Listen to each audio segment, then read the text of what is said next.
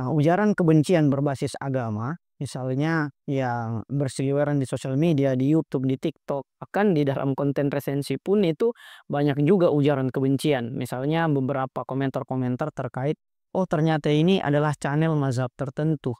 Oh ternyata ini adalah channel yang mengutamakan suatu pandangan saja. Atau bahkan ada komen yang nyinyir yang menyatakan bahwa Mas fokus di bidangnya saja, jangan bahas-bahas agama. Padahal kita tahu bahwa agama dalam pengertian yang luas itu bukan suatu disiplin ilmu tertentu, karena itu adalah agama dalam pengertian yang khusus. Agama dalam pengertian luas artinya ajaran, sehingga apapun disiplin ilmu kita, mau itu pertanian, mau itu fakultas hukum, mau itu kedokteran, agama harus kita pelajari sebagai sebuah ajaran. Karena itu adalah pedoman untuk kita bisa selamat kembali kepada Tuhan.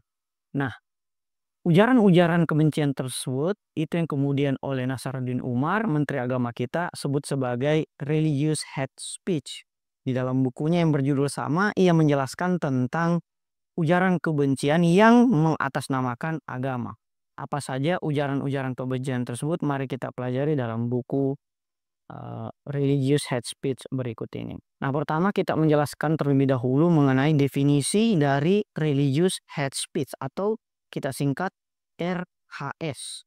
Nah, bahwa RHS ini merupakan ujaran kebencian baik itu tulisan, gambar, ataupun tindakan yang tentunya menyebarkan kebencian dengan mengatasnamakan agama. Ini misalnya relate dengan buku Bassam TV yang berjudul Islam dan Islamisme, bahwa Islam adalah sebuah ajaran yang luhur, sementara Islamisme adalah gerakan politik yang mengatasnamakan atau yang menggunakan jubah agama. Misalnya yang populer di Timur Tengah, misalnya kayak ISIS atau Taliban dan sebagainya. Nah, contoh kasus yang kemudian bisa kita ambil ya seperti ISIS tadi, itu adalah ujaran kebencian mengatasnamakan agama, bahkan sudah masuk ke dalam gerakan politik. Atau yang paling terbaru misalnya di Suriah, yaitu gerakan Islamis yang dipraktekkan oleh Julani. Yang mana Julani ternyata ketika dia merebut kepemimpinan Bashar al-Assad yang menang secara demokratis di pemilu, merupakan antek-antek dari Zionis. Kenapa? Karena Julani tidak berani misalnya menyerang Zionis, Amerika, dan sekutunya. Justru dia membantai ribuan keluarganya sendiri, yaitu kaum Alawi dan Ahlul. Nah, religious hate speech ini kemudian harus kita bedakan antara hate speech di satu sisi dengan free of speech atau kebebasan berbicara di sisi yang lain. Bahwa kebebasan berbicara juga sangat diutamakan di dalam Islam, misalnya dalam buku Murtada Mutahari, kebebasan berpikir dan berpendapat, itu menjelaskan tentang Islam itu sangat menganjurkan kebebasan berbicara dan berpendapat. Bahkan kalau kita merujuk misalnya ke dalam pasal 28 Undang-Undang Dasar kita, ya Undang-Undang Dasar kita atau konstitusi kita ya melegitimasi kebebasan berpikir, berserikat, berkumpul, dan berpendapat.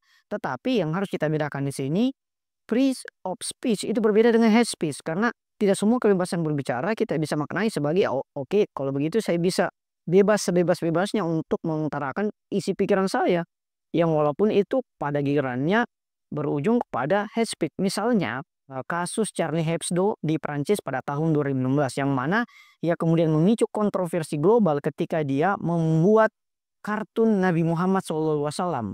Nah, itu kan sangat menistakan ajaran Islam. Sehingga di dalam buku Syrian George yang berjudul Hate Speech itu disebutkan sebagai salah satu pelintiran kebencian yang menggunakan motif agama. Nah, RHS atau religious hate speech ini kalau kita kaitkan dengan problem di tengah-tengah masyarakat kita yang sangat majemuk atau heterogen, maka selalu dilakukan oleh pihak mayoritas kepada pihak minoritas atau the others atau kaum lian. Misalnya dalam contoh kasus Sampang di Madura. Ketika misalnya kaum mayoritas Sunni itu mempersekusi kaum Syiah pada tahun 2012. Parahnya lagi, setelah diusir, rumahnya dibakar, kemudian ada korban yang meninggal yaitu 2 orang, kaum Syiah lah yang justru menjadi terdakwa dan terpidana. Nah, ini merupakan RAS yang berujung kepada motif kekerasan berbasis kelompok dari mayoritas ke minoritas. Nah, solusi dari RHS ini secara singkat, mungkin kita akan secara gamblang menjelaskannya di akhir pembahasan nanti, yaitu apa yang oleh Nasaruddin Umar sebut sebagai deradikalisasi progresif. Misalnya program-program kami dulu di BNPT, FKPT, yaitu bagaimana deradikalisasi ini menciptakan sebuah kontranarasi agar narasi-narasi Islam yang muncul di permukaan itu tidak didominasi oleh mereka yang berpaham Islamis atau takfiri. Nah, selanjutnya kita akan menjelaskan tentang dampak sosial, modus operandi, dan jenis-jenis RHS. Misalnya dampak sosial terhadap RHS ini ya tentu akan terjadi konflik sosial atau perpecahan di masyarakat. Adanya ketidakpercayaan atau distrust dan tentunya polarisasi di antara kerukunan umat beragama yang ada di Indonesia. Selain itu, modus operandi dari RHS ini atau religious hate speech ini pertama-tama dia menyebarkan fitnah atau tuduhan palsu, kemudian menyebarkan hoaks, dan kemudian memprovokasi masyarakat agar semakin terproliferasi ke dalam ujaran kebencian tersebut. Nah, yang menarik ketika kita merujuk kepada jenis-jenis dari religious hate speech ini. Ada misalnya setidaknya 10 jenis religious hate speech atau ujaran kebencian berbasis agama. Yang pertama adalah menyebarkan fitnah. Kita melihat banyak fitnah atau tuduhan palsu yang menyakiti bukan hanya kelompok tapi bahkan per individu. Ini tentu merusak reputasi individu atau kelompok tersebut. Misalnya tuduhan palsu terkait orang-orang yang berpaham misalnya Syiah. Dia dianggap sebagai aliran sesat. Bahkan MUI bikin buku tersendiri yang menyatakan bahwa Syiah itu sesat. Sehingga misalnya saudara-saudara kita di Syiah harus buru-buru mengklarifikasi dengan membuat buku kontranarasi, yaitu Syiah menurut Syiah atau buku putih Syiah yang kemudian dikata pengantari oleh ulama tafsir terkemuka Indonesia yaitu Quraisy Shihab. Nah, yang kedua jenis dari RHS adalah menyebarluaskan berita bohong. Nah, misalnya kalau teman-teman baca buku yang berjudul Berita Bohong dalam Al-Quran, di situ dijelaskan bahwa dalam Al-Quran banyak juga sahabat-sahabat itu yang menyampaikan berita bohong terkait muatan-muatan yang bermotif agama. Sehingga yang terjadi akan ada kepanikan dan ketidakpercayaan yang membuat masyarakat itu semakin terbelah. Misalnya contoh kasus berita bohong di zaman tabi'in. Ketika misalnya orang Suriah datang ke Mekah dan menyatakan bahwa Imam Hasan ini dan Imam Ali dan kemudian batak dari Imam Ali itu adalah orang-orang kafir. Ini kan provokasi dari berita bohong yang merupakan rantai setan orang yang tidak tahu terkait pribadi Imam Hasan, sehingga Imam Hasan mengajaknya ke rumahnya dan melihat sendiri akhlak mulia dari Imam Hasan alaihissalam tersebut. Nah, yang ketiga adalah memprovokasi atau menghasut. Nah, menghasut juga merupakan salah satu penyakit lisan di dalam buku Faid Kasani yang berjudul Mengobati Penyakit Lisan. Menghasut itu artinya kita memancing emosi orang lain. Contoh misalnya ketika Imam Ali Zainal Abidin itu difitnah oleh musuhnya. Kemudian ada orang yang menyampaikan fitnah tersebut kepada Imam Ali Zainal Abidin. Wahai Imam, Fulan bin Fulan mengatakan Anda demikian bla bla bla. Jelasnya berita tentang hasutan. Nah, apa yang kemudian disampaikan oleh Imam Ali Zainal Abidin adalah mengapa kau meneruskan anak panah yang tidak sampai ke saya. Itu artinya fitnah orang lain itu bisa kita analogikan sebagai anak panah yang kalau tidak sampai kepada targetnya, jangan kita yang kemudian menyampaikannya. Itu artinya kita menghasut Imam Ali Zainal Abidin dalam hal ini untuk membenci orang yang memusuhinya. Gitu. Jadi misalnya kalau kita mendapatkan orang lain memfitnah teman kita, kita jangan sampaikan kepada teman kita tersebut. Sehingga teman kita tidak jadi membenci orang yang memfitnahnya. Yang keempat adalah penghinaan atau defamation. Misalnya ketika kita menghina seseorang hanya karena berbeda pandangan dengan kita. Kita ambil contoh misalnya film dokumenter yang dibuat oleh Barat tentang Innocent of Muslim yang menggambarkan Nabi Muhammad SAW itu sebagai orang yang pedofil. Ini merupakan penghinaan atau penistaan. Atau misalnya novel dari Salman Rushdie, penulis Persia, yang mengatakan bahwa Nabi Muhammad SAW itu dalam novelnya sebagai seorang yang gila. Sehingga Imam Khomeini pada waktu itu mengeluarkan fatwa halal darah dari seorang Salman Rushdie tersebut. Nah, selanjutnya jenis dari religious hate speech yang lain adalah merampas kekayaan penganut agama lain. Misalnya ketika suatu agama tertentu itu memiliki aset-aset yang sebenarnya dihormati di agamanya. Let's say misalnya saudari kita Kristiani, dia kan menghargai salib ya. Kalau kita kemudian merusak salib itu kan sama seperti merampas kekayaan penganut agama lain. Biarlah dia meyakini kesalibannya tanpa berupaya kita untuk menistakan aset kekayaan dari agama lain tersebut. Sehingga misalnya Imam Khomeini pernah berkata bahwa tidak mencium bau surga seorang manusia ketika ia lewat misalnya di rumah ibadah agama lain dan kemudian merasa lebih baik dibandingkan orang yang berada di rumah ibadah tersebut. Nah, yang keenam, jenis dari RAS adalah mengeksploitasi dalil-dalil agama, yaitu misalnya propaganda ISIS ketika dia menggunakan dalil-dalil agama untuk menyesatkan, mengkafirkan, dan mengeluarkan orang Islam dari ajaran agamanya sendiri. Dia misalnya kemudian mengambil contoh-contoh misalnya Al-Maidah ayat 51 yang kemarin populer di Pilkada Jakarta 2017 untuk mengatakan bahwa pemimpin itu harus iman dan sebagainya. Ini kan memprovokasi umat lain menggunakan ayat-ayat suci Al-Quran. Nah, yang ketujuh adalah menyebarkan paham misoginis, yaitu paham yang menyatakan bahwa gender tertentu, dalam hal ini yang sering ditonjolkan laki-laki, lebih mulia dibandingkan gender yang lain, dalam hal ini perempuan. Misalnya, ulama-ulama yang menyatakan bahwa laki-laki itu dimuliakan sangat tinggi derajatnya di dalam Islam, sehingga perempuan harus tunduk dan patuh kepada suaminya, bahkan kalau perlu menyembah suaminya gitu. Ini kan merupakan paham-paham misoginis. Sebenarnya misalnya kalau kita merujuk ke dalam buku Ali Asgar Engineer yang berjudul Tafsir Al-Quran terhadap perempuan, perempuan kedudukannya sangat mulia di dalam Islam. Bahkan ada hadis yang menyatakan bahwa ibumu, ibumu, ibumu, baru ayahmu. Itu artinya 3 kali lipat derajat perempuan lebih mulia dibandingkan laki-laki. Kenapa? Karena ada 3 hal yang dilakukan perempuan tidak bisa dilakukan oleh laki-laki. Yaitu apa? Yang pertama adalah mengandung. Mana ada laki-laki yang mengandung? Even itu misalnya orang operasi, tidak akan bisa misalnya kayak Lucinta Luna itu tidak akan pernah bisa mengandung itu. Yang kedua adalah melahirkan. Laki-laki tidak akan bisa melahirkan. Dan yang ketiga, menyusui. Laki-laki tidak akan pernah bisa menyusui atau menyapi. Beda misalnya kalau susunya adalah susu formula.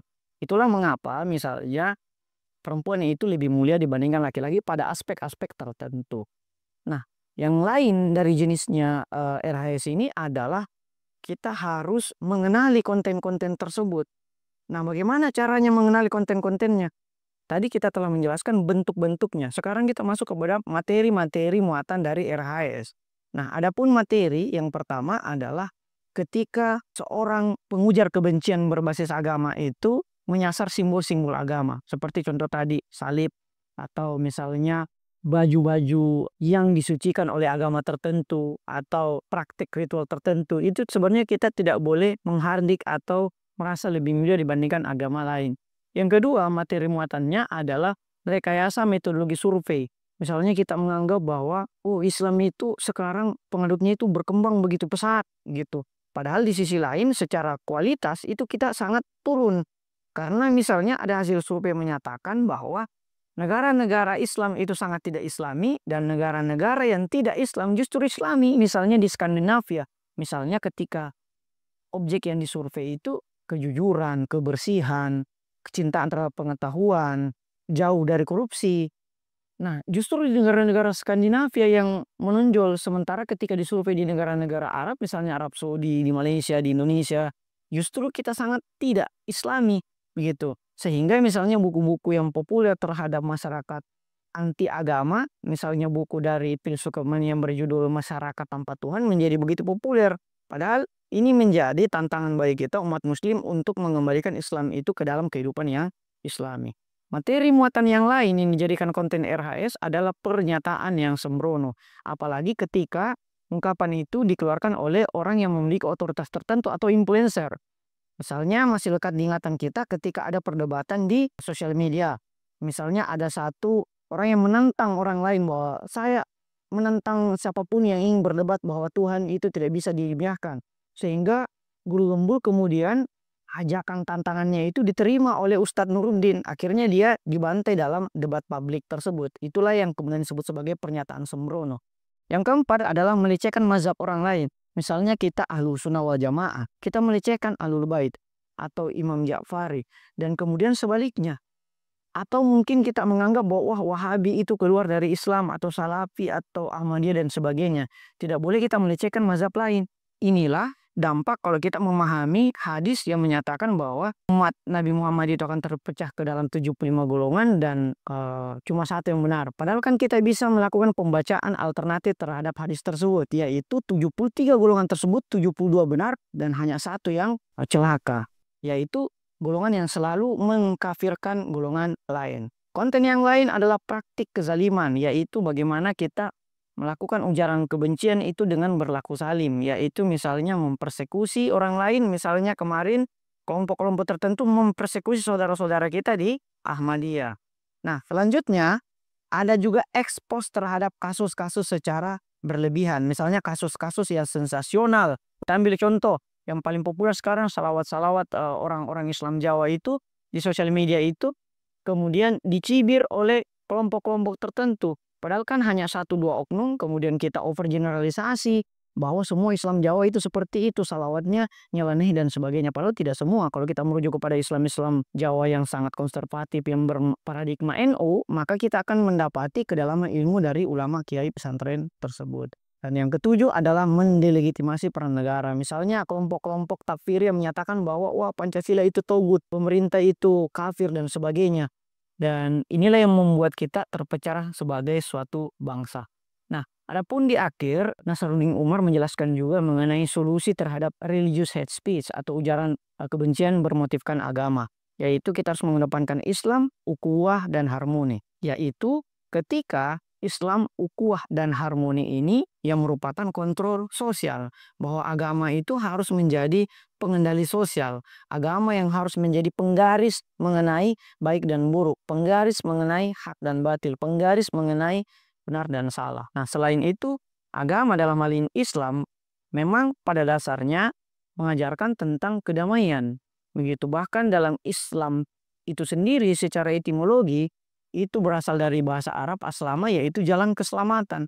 Sehingga sabda Rasul SAW yang berbunyi bahwa tidak selamat orang atau bukan termasuk Islam yang lidah dan tangannya itu mencelakakan atau menyakiti tetangganya. Nah, karena Islam itu melindungi keragaman, bahwa apapun masa, pandangan, golongan itu kita toleransi untuk hidup rukun beragama. Nah, membangun ukhuwah ini bukanlah persoalan yang bisa dilakukan satu malam, bukan sesuatu yang sepele, karena harus ada kesadaran dari umat beragama itu sendiri, yang mana ini merupakan esensi dari beragama, yaitu akhlak, baik itu akhlak atau etika berpolemik maupun etika di dalam melihat segala sesuatunya, yaitu menyikapi perbedaan. Selain itu etika berpolemik, etika menyikapi perbedaan, dan juga kesantunan baik itu dalam bahasa tubuh, lidah maupun pena. Misalnya bahasa tubuh ya mungkin kita tidak menghargai orang, tapi bahasa tubuh kita itu merasa lebih unggul dibandingkan orang lain. Misalnya ketika kita selesai sholat, kita lihat ada orang di warkop main game misalnya, dan kita merasa lebih mulia. Bisa saja yang kita hargai itu lebih mulia, walaupun hanya menggunakan bahasa tubuh kita. Begitupun kalau lisan, apalagi pena, karena dia lebih abadi. Nah, inilah yang menjadi tantangan agar kita bersilaturahmi, semangat mencari persamaan-persamaan dibandingkan perbedaan. Dan sebagai penutup, Nasaruddin Umar juga menjelaskan tentang pengalaman umat beragama dalam hal ini Islam dalam menyikapi perbedaan, baik itu konteksnya hijrah di zaman Rasul SAW, yaitu antara muhajirin dan ansor. Dalam konteks Indonesia, misalnya Piagam Jakarta yang mengikuti Piagam Madinah, dan bagaimana Indonesia itu menjadi pedoman dalam merawat keberagaman. Karena misalnya di Timur Tengah itu hanya relatif sedikit agama, bahkan cuma Islam, bahasa juga sedikit, cuma Arab, tetapi mereka bertikai satu sama lain. Sampai sekarang di Indonesia ada ratusan ribu kelompok, ada ribuan bahasa, ada banyak agama dan aliran kepercayaan, tetapi kita masih sangat rukun dan toleran. Nah, inilah yang kemudian harus kita jaga, karena menurut Hopner, Islam sipil atau Islam beradab itu ada di Indonesia, dan ini harus menjadi percontohan dan terus kita tingkatkan ke dalam pentas dunia. Kira itu, terima kasih. Wassalamualaikum warahmatullahi wabarakatuh.